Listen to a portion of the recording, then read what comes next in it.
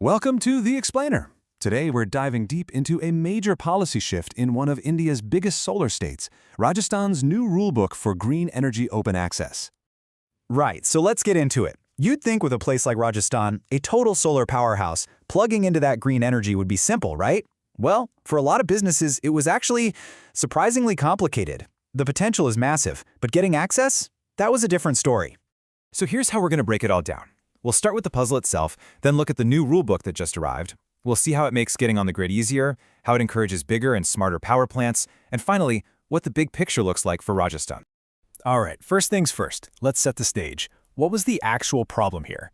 Before this new rulebook came along, what was really holding things back? Why did they even need a change? The core problem wasn't a lack of sunshine, it was paperwork. It was procedure. Imagine you run a business, maybe a factory or a chain of stores, and you want to switch to clean solar power.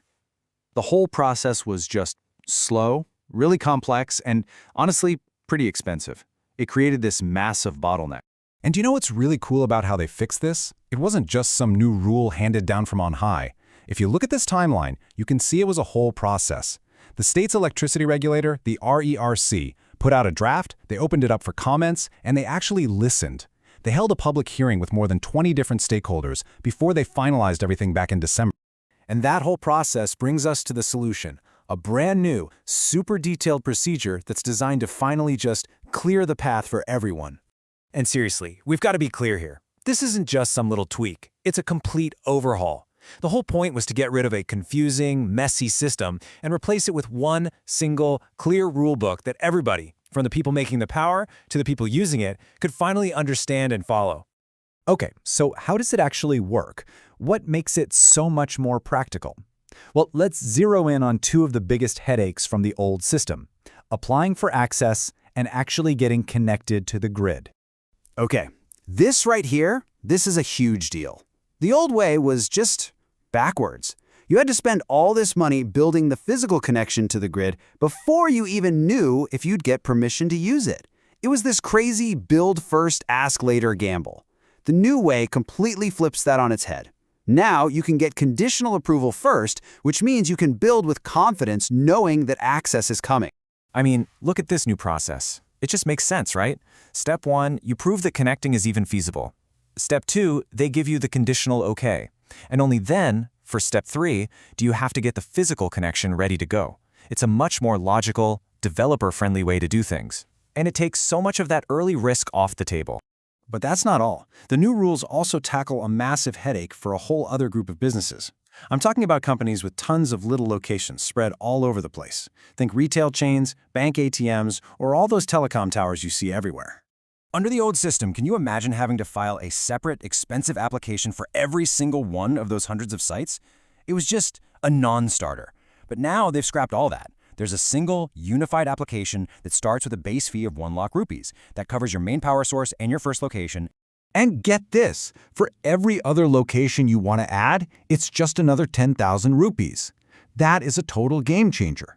Suddenly, it makes perfect financial sense for a company with hundreds of sites to switch their entire operation over to green energy. Okay, let's shift gears a bit.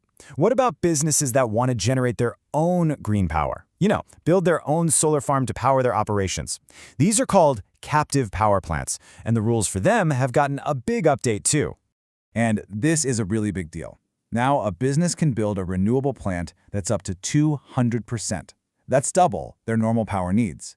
This is awesome because it lets them generate a lot more green power. But it also comes with a pretty important new responsibility: helping to keep the entire grid stable. So how do you manage all that extra power without messing up the grid? Well, this is where it gets really smart.